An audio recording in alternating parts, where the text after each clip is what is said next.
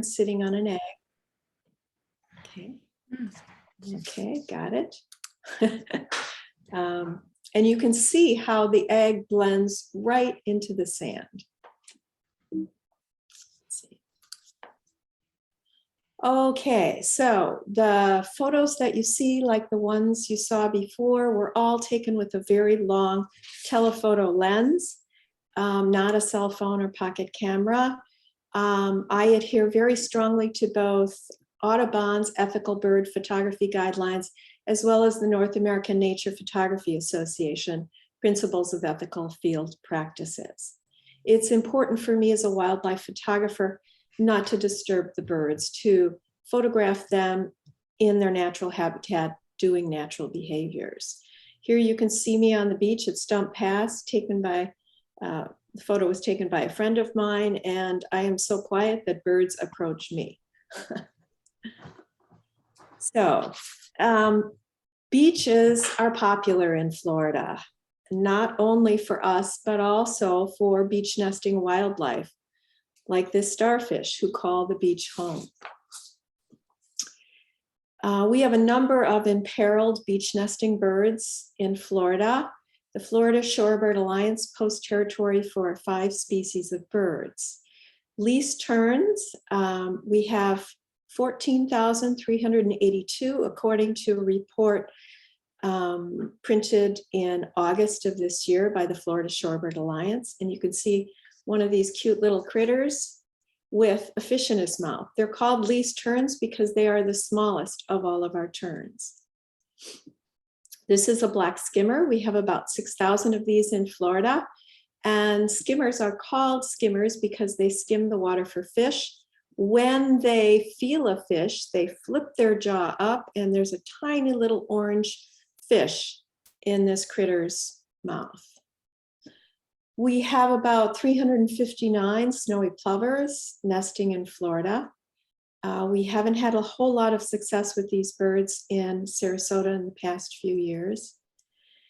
About 912 Wilson plovers and about 455 American oyster catchers. Beach nesting seabirds are among the most threatened of all of our migratory birds. And there's a new act in Congress to try to preserve fish, especially bait type fish, for some of these migratory birds who rely on it. Seabirds such as least terns and black skimmers nest in loud, noisy colonies or groups. This is a photograph of the least tern colony at Stump Pass Beach State Park. You might notice in the photo that there's 2 sets of ropes here. These were the original ropes, and then the birds kept nesting outside the ropes. Oh, sorry. So we had to extend the ropes. We actually extended the ropes 10 times in the past couple years. The birds just didn't read the signs. The least terns have a delightful mating ritual in which the male brings a fish to the female, and if she takes it, they mate. After about 3 weeks, the eggs hatch. Their nests are just scrapes in the ground that they scrape with their feet. Eggs and chicks are the color of the sand. You can see an egg here and a chick right here. Camouflage provides protection from critters such as gulls and crows, but the eggs are hard to see and they're easy to step on. And the parents, when they leave the nest, if they're scared, they tell the chicks to lay flat and hide. I stopped a photographer from stepping backwards onto a least tern chick at one point because it was very scary. The photographer didn't see the chick. This is a least tern bringing a tiny fish to a little feathered chick. And a least tern mobbing ghost crabs and a great blue heron at Stump Pass Beach State Park. Least terns are some of the most protective, fierce birds I have ever seen. Look how small this bird is in comparison to the great blue heron, and yet it's mobbing it, trying to get that bird to leave. And this little least tern is right in the face of this ghost crab within grabbing distance, but it does not like that bird being so close to its nest. I have watched these birds chase osprey, ducks, people, and ghost crabs like you see in the photo. This little least tern fledgling is following its parent, looking for food. Least terns and black skimmers chicks do not feed themselves. They rely on their parents for food. Last year, well, I'll give you some stats about Stump Pass first. In 2018, we fledged 3 least tern chicks. In 2019, we had 1. We started our bird steward program in 2019. In 2020, we fledged 25 chicks. We thought that was great, but last year, we had 250 terns lay 72 nests and fledged 52 chicks, which was great. Haven't had that kind of success in many, many years. Sarasota fledged 72 chicks in contrast. They did very well this year, especially on North Lido Key, but they also had least terns nesting on Longboat Key as well. Black skimmers are also threatened seabirds, and here you see a parent bringing a fish to one of its chicks, and the other parent is sitting on a nest. You can tell, although you can't tell least tern males and females from one another unless they're mating, you can tell black skimmers males and females from one another because the males have slightly longer bills. These nest in colonies on Lido Key.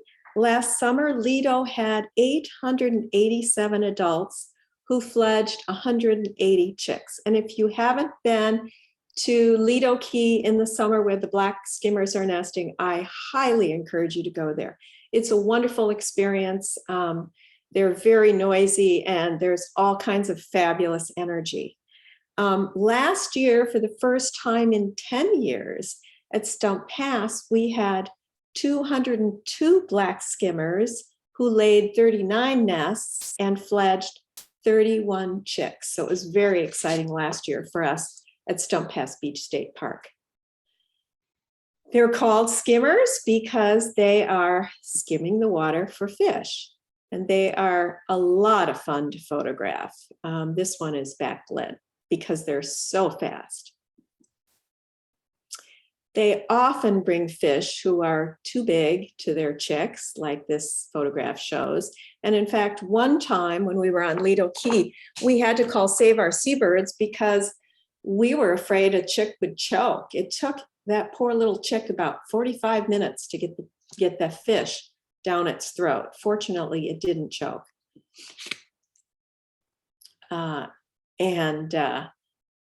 They are really good parents, and they pay attention especially to the youngest chicks, making sure that the youngest ones get enough fish, because otherwise the older siblings will chase the younger chicks down the beach away from the fish.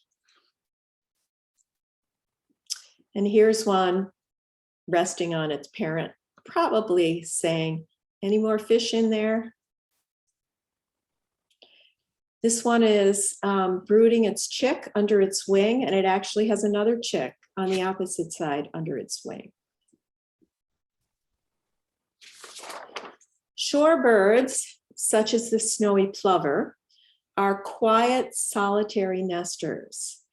They are threatened and actually endangered in some parts of our country, like California.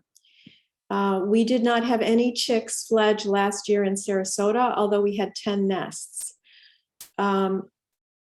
We also didn't have any fledge actually born on Lido, most likely due to crows. We had a number of crows that kept getting the eggs. Crows are a real problem on beaches with a lot of food. Here you see a little a little snowy plover chick that hatched on North Lido. Longboat Key a couple years ago. And here you see one with its parent on Don Pedro. Unlike seabirds, plovers can feed themselves as very young chicks. So here you see a little snowy plover chick with a fly in its mouth. And here you see one capturing a sand flea. Here's one at the rack line. If you live on the beach, please do not clean up the rack. That's the line where seaweed and debris form. This is very important. It's a great source of food for a number of critters because bugs and worms and all kinds of delicious tidbits are in that rack line. These birds are difficult to count. I'm sorry, this is a snowy plover brooding chicks. You can see one hiding under her parent. It was just starting to rain and the other one is heading over. Last year, although we didn't have any snowy plovers that were successful in Sarasota, we did have for the first time in many, many years, snowy plovers at Gasparilla Island State Park in Lee County. And so we were very excited about that. Snowy plovers had 3 chicks, but only one survived to fledge. Wilson plovers are difficult to count. They are hard to find because they nest in a lot of vegetation. They are not considered threatened yet. We're still trying to count them in Florida more successfully. They are considered species of greatest conservation need. And here you see, there's actually 2 here. There's one hiding under its mama. Here's a pair of Wilson plover maids. The male has a darker ring around his neck than the female, and 3 of their chicks. The Wilson plovers are thought to be monogamous and mate for life, unlike some of our other beach nesting birds. And this pair at Stump Pass was really adorable. They were almost always next to each other until they had their chicks, and then they were running around taking care of them. Like this father trying to keep up with his little chick as it forages. Okay, now I'm going to move to, sea turtle nesting. Over 90% of turtles in the United States are hatched in Florida. We have 4 kinds of turtles in Florida and 3 species in this region. Loggerheads, such as the one pictured here, are most common, followed by greens, and Kemp's Ridley are rare. I had the delight last summer of seeing a loggerhead nesting in daytime. Most of them nest at night. They generally nest between 2 and 7 times per season and lay between 100 and 150 eggs per clutch, depending on the species. Temperature dictates sex. So as I see Mary Ginley in the audience, as she told me, she remembers this by thinking about hot mamas. If the temperature is 31 degrees Celsius, which is 87.8 degrees Fahrenheit, the egg will develop into a female. And in fact, some turtle researchers are very concerned that we will have too many females because as the climate changes, fewer and fewer male turtles are hatching. In addition to marking nests, turtle patrollers dig nests that have hatched 3 days afterwards and count eggs that have hatched and unhatched, and ones that have not hatched. And sometimes we find a hatchling left behind, like this little loggerhead hatchling heading to shore. And here is one swimming out to sea. Green sea turtles used to be endangered, but now they are listed as threatened.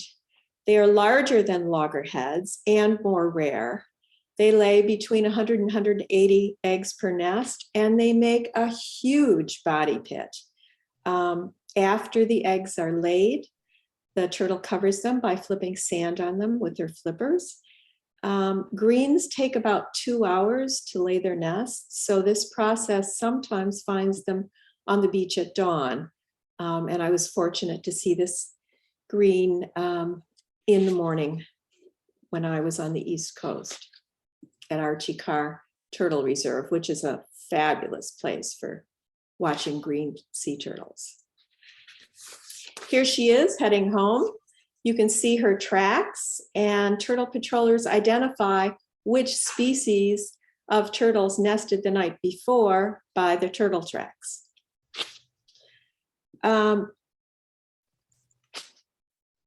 Here's a little green turtle hatchling. I was very concerned about this hatchling the day we found it and released it because it was such a stormy day. Turtles are threatened due to loss of habitat, climate change, plastics, and light pollution. 85% of turtles found after storms have ingested plastic. And although a lot of sites say 1 in 1,000 will make it to maturity, there's a researcher on the East Coast, Jane Wyneken, whose research has shown that it's more like 1 in 2,500 to 7,000 will make it to maturity and return to nest on the beach near where it was born or on the beach it was born on. Here's a little green hatchling. They also have faced threats from erosion, ghost crabs, armadillos, raccoons, coyotes, gulls, and climate change. Green sea turtles have excellent underwater vision. This one was actually taken at Moat Aquarium. They have an amazing sense of direction. They use magnetic fields to navigate, and amazingly, I think, return to the beach they were born from thousands of miles away. Most sea turtles nest at night. Most turtles navigate back to the sea by the reflection of the moon on the water. This particular photo was taken without any lights. I used a very long exposure so I could get the stars. You can see the turtles just a little bit blurry. I waited until after she nested, and she paused just as she hit the water and let the water rush over her. It was like she said, "Oh, I'm done with that long process." If lights are on, she might get confused and go the wrong direction, or she might do what turtle patrollers call a false crawl, where if a turtle senses danger or lights or people or noise on the beach, instead of nesting, they will just turn around and go out. Lights are especially dangerous for hatchlings who emerge at night, and it is very disheartening to follow hatchling tracks that go away from the beach and then find cute little hatchlings dead because red ants have gotten to them.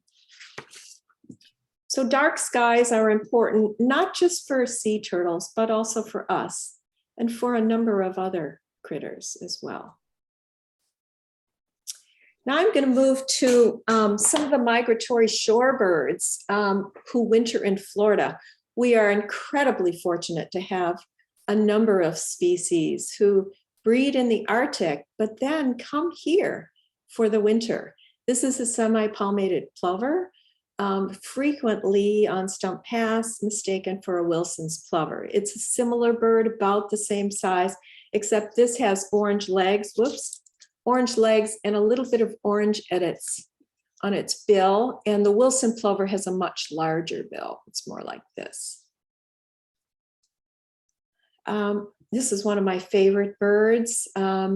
Most of the time in the winter, it's not wearing its black breeding plumage that it wears on its belly. So it wears this just before it flies to the Arctic or when it first comes back. And then during the winter, this will turn white. These breed in the upper Arctic, in the northernmost parts of Canada and Eurasia. And so do ruddy turnstones. They breed in Arctic Canada and Alaska. They're called ruddy turnstones because they like to turn over stones and other debris to get bugs, or in this case, a coquina, for when they forage.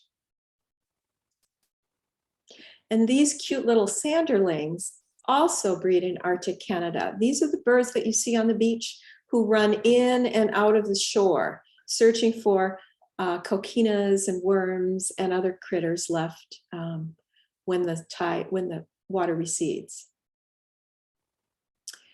Red knots, these are red knots in their winter plumage on Don Pedro Island. They winter in South America, so they're migrating through right now. They fly over 20,000 miles each way to the Canadian Arctic to breed. They need downtime to rest, as all our migratory birds do. And in Delaware Bay, they feed on eggs spawning from spawning horseshoe crabs. This is the shell of a horseshoe crab. They're amazing critters. They've been around for 445 million years. They shed their skeleton 16 to 17 times over their lifespan, 9 to 12 years. Most of the time we'll see this shell, and it doesn't mean the critter has died. It just means that it's left its shell. Never pick one up by its tail. Their tails are very sensitive. They have eyes in it, etc. These crabs are important for fertilizer, bait, marine exhibits, as well as medicine. So they are decreasing. This is not my slide. This is from the FWC. If you see horseshoe crabs nesting, please report them to the Florida Fish and Wildlife Commission. The males are smaller than the females, so they will climb on top of the female. And here you see an example of a beach where a number of horseshoe crabs are nesting. And then if you go to my FWC horseshoe crabs, you can take training on this, and they will also tell you what to include in your report. We have a number of other birds who do not nest on the beach, but they do use the beach to forage, such as this great egret who's doing a mating dance. Manatees are also not beach nesters, but they sometimes mate near shore, and they are threatened. We have more than 6,000 manatees in Florida. They are on the move to warmer waters right now. They are fabulous creatures, gentle and curious. This year, we are having an extremely high mortality rate with our Florida manatees. 988 manatees have died so far this year. That's already more than twice the number that had died in 2020. And right now we have about over 500 of those 988 who are still waiting to be autopsied because the FWC can't keep up with the number of critters who are dying. They close their nostrils when they're underwater, and they're kind of like an elephant. Their hair, or their hair is kind of bristly. They come to the surface to breathe, and they're very difficult to see when you are boating. 22% of the deaths this year were from boat collisions. Here's a calf nursing under her mama's flipper. And here's a manatee floating on its back after mating near shore at Stump Pass Beach State Park. Sometimes you will see one female and a number of males kind of gangbanging her.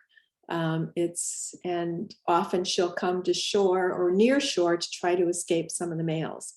If the water drops below 68 degrees, manatees suffer cold stress. In 2021, we have had 15 die so far of cold stress. Right now, they're on their way to warmer places such as Homosassa Springs or power plants. And now I'm going to start talking about some of the difficulties our coastal wildlife face as they try to nest on beach. The major one is loss of habitat. We have 1,000 people a day or more moving to Florida. We have lost more wetlands than any other state. Our seagrasses are declining, and there's a number of people who believe that one of the primary reasons our manatees are declining is because of herbicides getting into the water, killing the seagrass, or red tide killing the seagrass, and our manatees are starving. People like to live on coasts, and consequently, they will rake the beach and use herbicides and other things that aren't necessarily good for our wildlife. Migration is a challenge for least terns and shorebirds who nest in the Arctic region. This is a map of the migration of the least tern. You can see we have least terns in California and Mexico.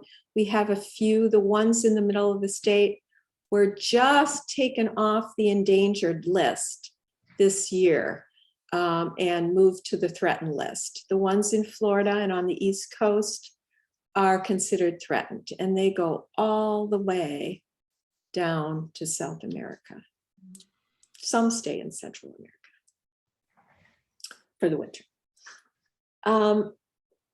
With so much habitat loss, is it any wonder so many bird species are in decline? This is a quote from the American Bird Conservancy. Hundreds of bird species are on a track towards extinction. If these species blink out, we'll have just one species to blame, ours. It's a little least tern at Stump Pass Beach State Park, foraging on the beach. According to the UN report on biodiversity that was published a couple of years ago, there are 1 million species of plants and animals at risk of extinction.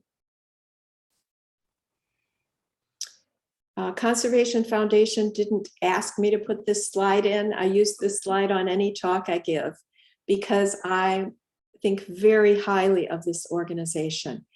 If we save habitat, we will save birds. And we need to save habitat, not just for the critters, but also for us. This is a white morph reddish egret, one of my absolute favorite birds, hard to find. This was taken at Fort DeSoto State Park. And here's a reddish egret stump. Same species, but one is white morph. Wetlands decrease flooding. We need to save our wetlands. We need to save the Everglades. Wetlands are critical habitat for a number of birds, such as these roseate spoonbills that you see in this photograph, as well as egrets, both the snowy egret and the great egret, and this wood stork that you see over here. This slide is from the National Academy of Sciences, and these are not my photographs, but I have altered the slide a little bit. The climate is changing. Temperatures continue to rise. Sea level continues to rise. Climate change is reflected in extreme weather, colder temperatures, as well as hotter temperatures, more storms, more hurricanes. Storms obviously hurt beach nesters. We lost about half of our nests of least terns last summer at Stump Pass Beach State Park when we had the first tropical storm. And summer of 2021 was the hottest on record so far. Another major problem are pollutants, plastics, pesticides, herbicides, and poisons. As Jacques Cousteau said, water and air, the two essential fluids on which all life depends, have become global garbage cans. 672 million birds are exposed annually to pesticides in agricultural lands. 10% or 67 million are killed from this. With new pesticides, we have new problems. Some of these problems are direct. They cause disorientation and death for birds, and others have indirect effects. They kill insects, and therefore birds have fewer foods. Number of poisons in our water, such as red tide and sewage, septic systems, create havoc on birds, sea turtles, and mammals. Shorebirds and seabirds are very much affected by red tide toxins, such as this adorable little snowy plover chick. A couple years ago, when we had that terrible red tide, I called, it's interesting to me that although the FWC has one site where you can get data on manatees, one site where you can get data on sea turtles, we don't have a site for our shorebirds. So I had to call Save Our Seabirds, Venice Wildlife Rescue, which has recently changed its name to Southwest Florida Rescue, Crow, and Peace River Wildlife Rescue. Those organizations treated over 1,000 birds that year for red tide poisoning. This is a little snowy plover chick, and it's by a dead grouper, and it was eating the maggots that were on the grouper. If we have red tide and you're on the beach, please watch for birds who can't stand, who slump their head, who seem weak, can't fly, have seizures, or are breathing heavily, and call wildlife rescue or notify someone about it. Or you can call me and I'll call. Sea turtles are also poisoned. This is a dead Kemp's Ridley. Unfortunately, I've only seen dead Kemp's Ridleys, even though they do nest in the daytime. They're very rare. We found this little guy at Stump Pass, and we also found one this year on Gasparilla Island that was dead from red tide. Please report any stranded turtles or dead turtles to the FWC Wildlife Alert Line, as well as other critters if you see like manatees or dolphins on the beach who also die from red tide. Young birds such as this little least tern fledgling may also eat plastics and microplastics. Plastics get in the stomach. They prevent the bird from sometimes pooping, and the bird will end up dead. So please, if you see plastic on the beach, pick it up. Royal terns are also very affected by red tide, as are cormorants, because they spend so much of the time in the water.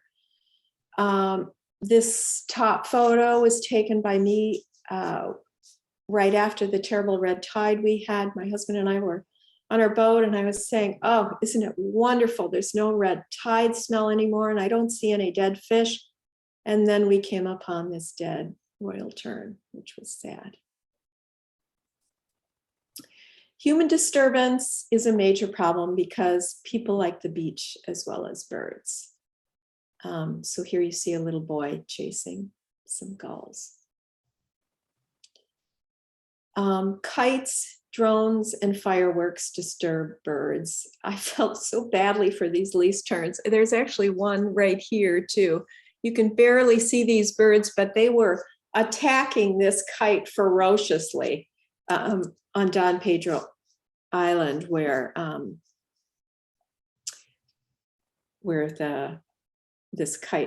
this person was flying his kite, was kite surfing.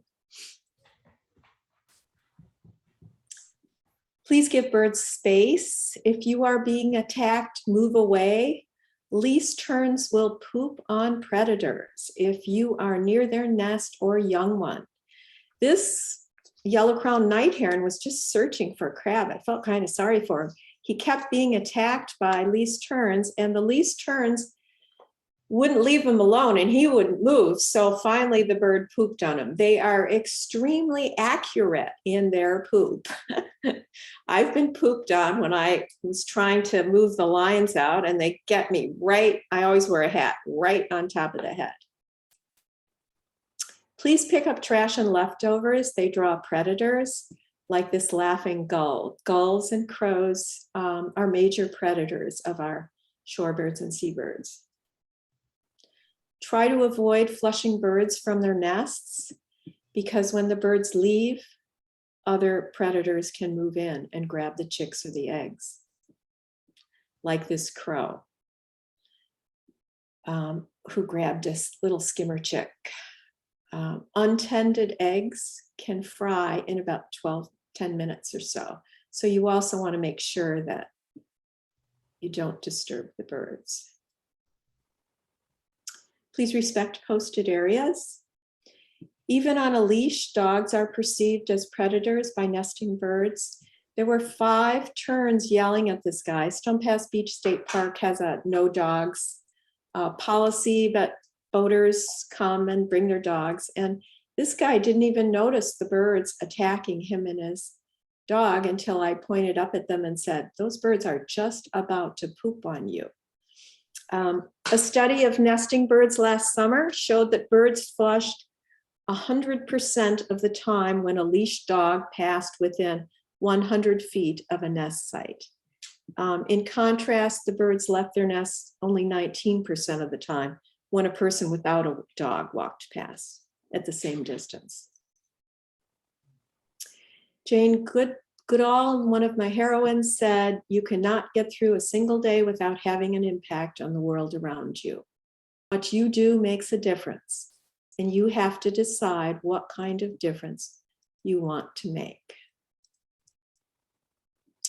Bird stewards matter in terms of increasing numbers of beach nesting birds. This report by Audubon found that bird stewards have a huge impact on coastal nesting birds, much more than just roping off an area and leaving it. Here are some of our bird stewards at Stump Pass Beach State Park, Jan and Mike Hahn and Steve and Sandra Bell. We also have bird stewards at Lido Key and Siesta Key. Bird stewards educate people about our birds. Here we have a scope borrowed from Venice Area Audubon Society so that we can point out the cute little chicks and their eggs to passersby. I've been on the beach photographing birds and I've had people come up to me and say, excuse me, but what are you taking a picture of? And so I'll show them on my camera and they'll usually be quite happy. In 2020, we got a grant from the Coastal Heartland National Estuary Program Partnership to create a guide to species identification for our bird steward program at Stump. And we also printed 500 copies of a book entitled A Tale of a Tern. This PDF is available free on my website and also Venice Area Audubon website and Peace River Audubon website. And the book is available on Amazon. I have a few copies left, 50 copies that will be available to be given away tomorrow night at the exhibit reception. Holly Short from Audubon, Florida, wrote this about the book. A Tale of a Tern is a wonderful book. It lets you follow Marco's journey from chick to parent and all the bumps along the way in the life of a tern. As well, it tackles some of the human-driven factors that endanger Marco and his kin. Perhaps we can learn from this book how to help least terns to survive and thrive. So this year I got a grant from the North American Nature Foundation Association called Share the Shore with Beach Nesting Birds and Their Young.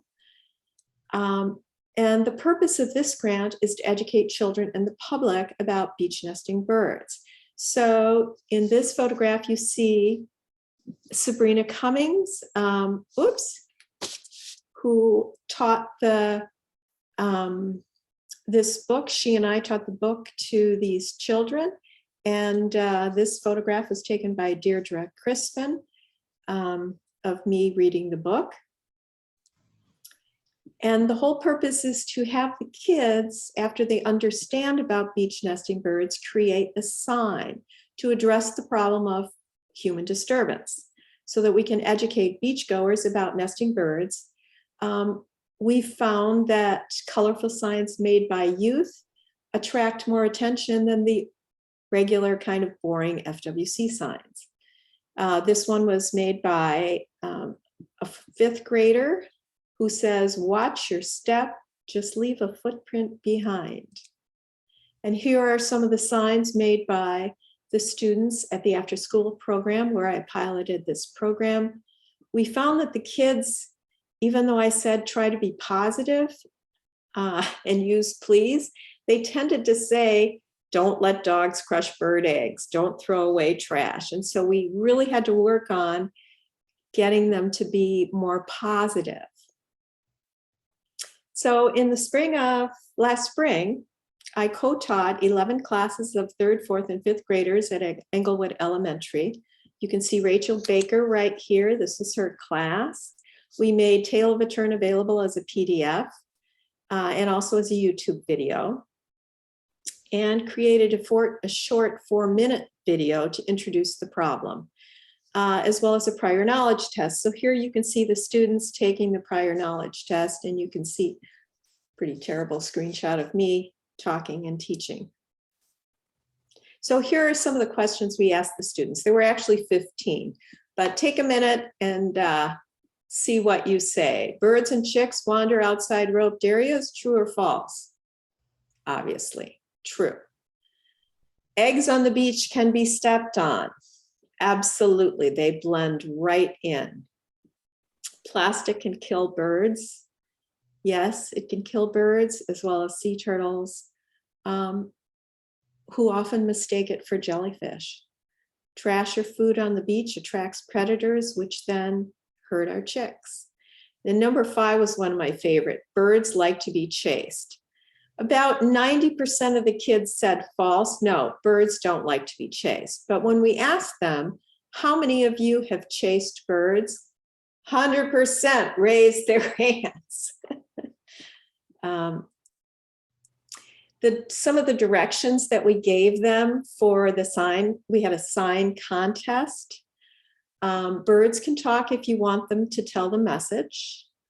Choose one species of bird. And we didn't say snowy plovers because we knew these signs would be at Stump Pass, and we have least terns, Wilson plovers, and black skimmers nesting there, and choose one message. So this person, this is a Wilson plover drawn by a 5th grader, said, "Dogs scare me, keep them home, please." And we posted this on what we call the Boater Beach because that's where a lot of dogs come. We made a big deal out of it. We chose 10 out of 300 signs to print on metal. We had an outdoor ceremony with the press. The principal passed out certificates to the kids, and there's Rachel Baker on the other side. Here's Katerina Matzo holding her sign. "This is my home." You see Tyson Dallas from the FWC putting it in. And this photo was taken by Carrie Dill, a little black skimmer chick resting in the shade of the sign. Baba Deom said, "In the end, we will conserve only what we love love only what we understand, and we will understand only what we have been taught." And this is, the kids were extremely creative in their signs. Like this sign, "Your foot or their life, watch your step." I'd like to thank my partners in Shorebird Protection, Conservation Foundation of the Gulf Coast, Venice Area Audubon Society, Florida Shorebird Alliance, Coastal Heartland National Estuary Partnership, North American Nature Photography Association, and Barrier Island Park Society. And end with a quote by Rachel Carson: "In nature, nothing exists alone." What questions do you have?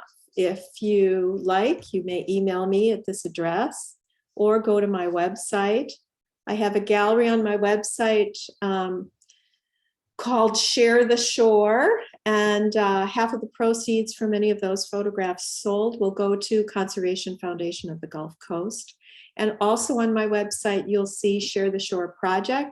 So if you know any teachers who would like to teach their students about beach nesting birds, please contact me, and I'm happy to share those resources and or work with the teachers. So now you may unmute yourself, and I'm happy to take questions.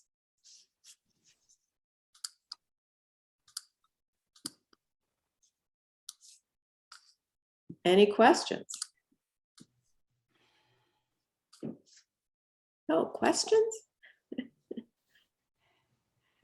I have a question. Can you hear me? Yes, I can. Okay. I know it's not a very common species, but you said one of your favorites, the reddish egret. I wondered if you had observed or could talk a little bit about the behavior in your one photo of their distinctive way of holding their wings while Oh yeah, aren't they wonderful birds? Let me see. Hang on a second, I'll go back. Click to exit. Escape.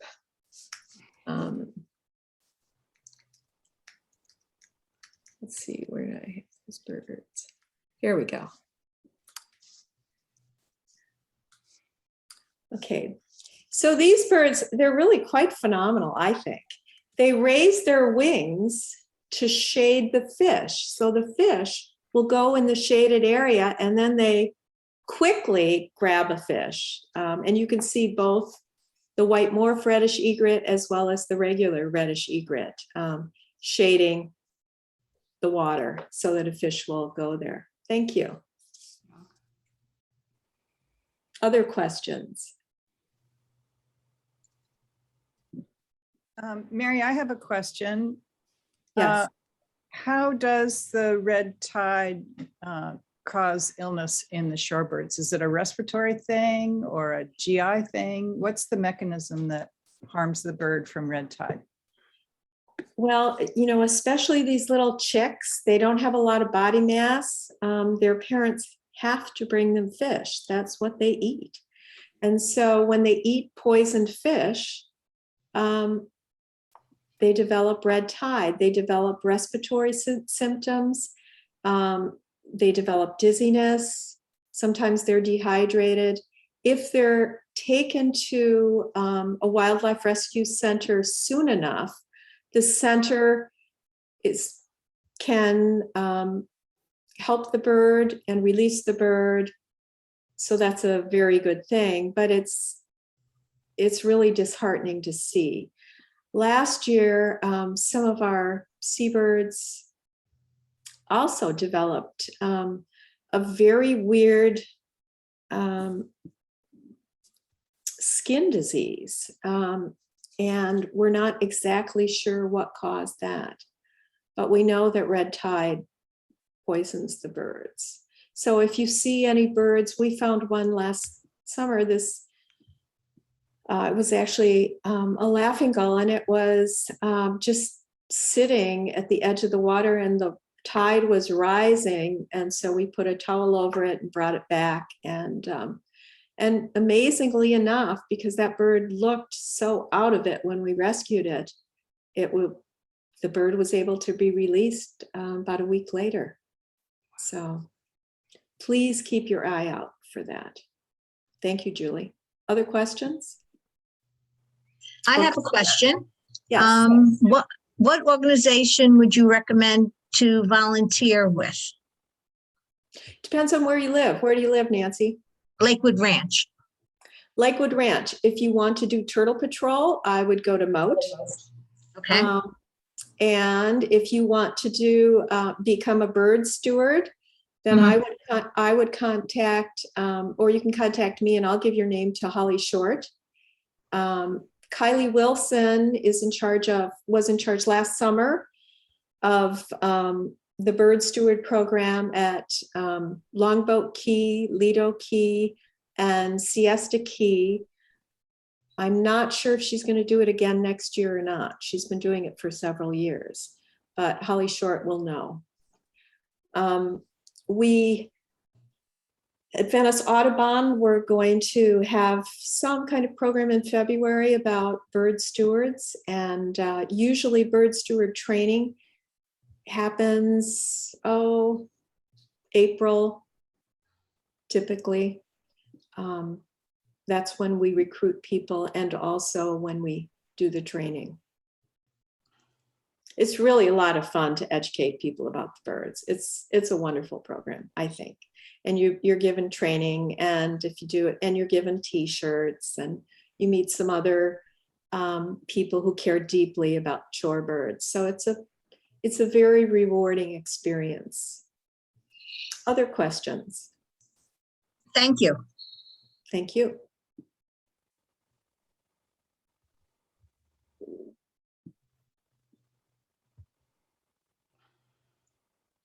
No other questions? Could you talk? Can you hear me? Yes, I can hear you. Is this Brenda? Bren? Yeah. Hi, Bren. Hi. Can you talk about rooftop nesting for lease terms? Do you know? Oh, thank you, Bren. I forgot that. There are more least terns nesting on rooftops in Florida than on our beaches because we don't have enough habitat. We don't have enough beaches that aren't full of people and that have enough shoreline. Rooftop nesting, and in fact, that's in my exhibit. I have one photograph of the bay, and it's because of rooftop nesting that I put that photograph in. In Charlotte County, we have one rooftop that we know of where birds nested on the roof near a pond, interestingly enough, at an old person's home. And so it was really interesting. This year we put a little bit of a barrier around the edge of the roof because in past years, the chicks fall off the roof. Rooftop nesting is not a wonderful or an ideal place. Roofs are very hot, the pebbles are hot, and unless there's a protective barrier, chicks can fall off. So that's another thing you could do, Nancy, is become a rooftop monitor in Sarasota or Venice. We have a number of rooftop monitors who go out, and when the chicks are young, they peruse the barriers of the building every day. And if they find a chick, they will rescue that chick and put it back up there with something called a boom. Mary?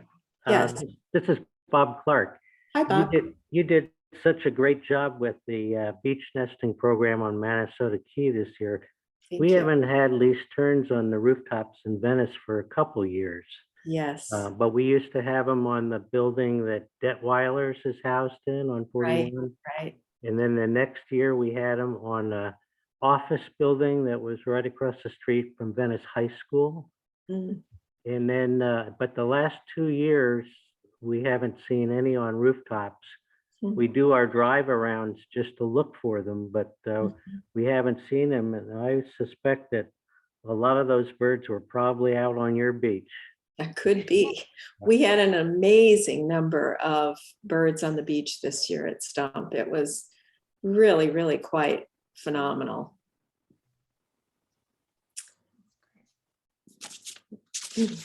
Other questions? Okay. Well, let's see. I could go to the chat room and see. Well, thank you. I'm glad some of you enjoyed the presentation. Again, thank you for coming. Please share the work.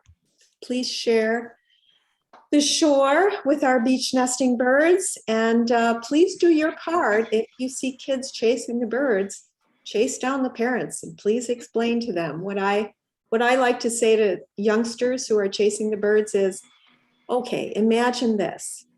If you were really, really tired and you were sleeping on your bed, would you like it if someone raised the room, jumped on your bed and said, get up, now. And that usually can usually understand that. I learned that from a wonderful ranger at Stump, Betty Bows, who's since retired. So again, Mary, thank you all for Mary, coming. Mary, Yes. one very quick question. When do you see the white morph stage of the reddish egret? Oh, the white morph is, it's not a stage. It's Oh, okay. it's an actual bird. And I have seen white morphs in two places. One is on Bunch Beach. And the other place where I've seen white morphs is Fort DeSoto. Oh, okay. I thought it was, Key. thank you. Thank you for clarifying that. Yes, sorry, I confused people about that. Any other questions? It looks like we have one in the chat room from Mary Okay. Ellen. And it says, where can I find the brochure, Quick Guide Birds on your Stump Park screen? Oh, yeah. And thanks for a great presentation. I will email it to you if you email me. We only printed enough copies. Whoops, how did that happen? We only printed enough copies of the brochure for the rangers and beach stewards. So I don't have a copy to pass out to people, but I'm more than happy to give you the brochure. And then we had another question in the chat room that said, if I can't come tomorrow night, how can I get a copy of your turn book? There's two ways.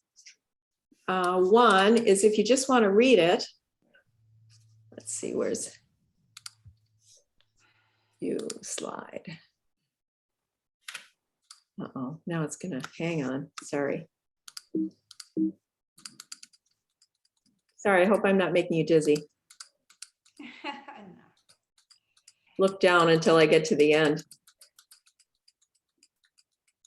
See if this link works. Uh-oh, I wonder if I did.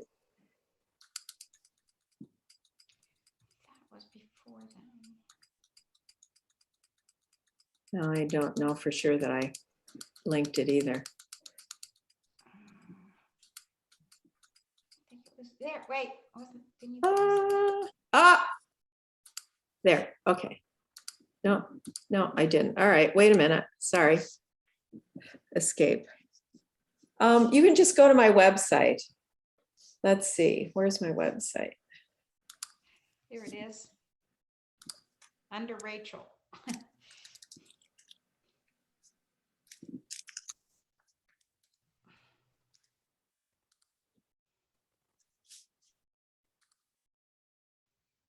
Isn't it on Venice Audubon website? It's on Venice Audubon's website as well as Peace River website.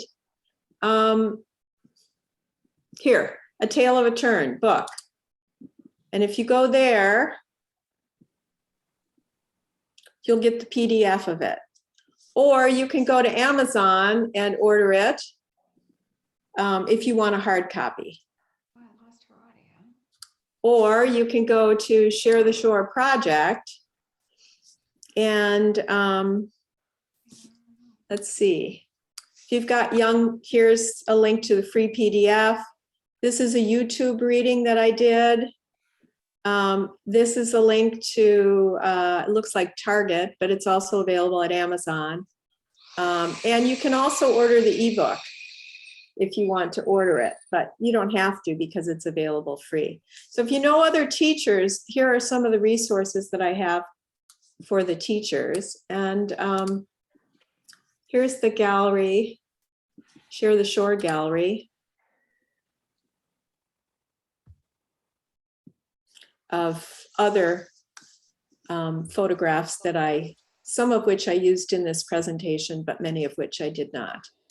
And if you order one, they will benefit Conservation Foundation. And this gallery is also used by teachers who wish to teach their students about beach nesting birds. Interestingly enough, in Florida, we do teach youth about sea turtles and we teach them about manatees, but most teachers don't have beach nesting birds as part of the curriculum.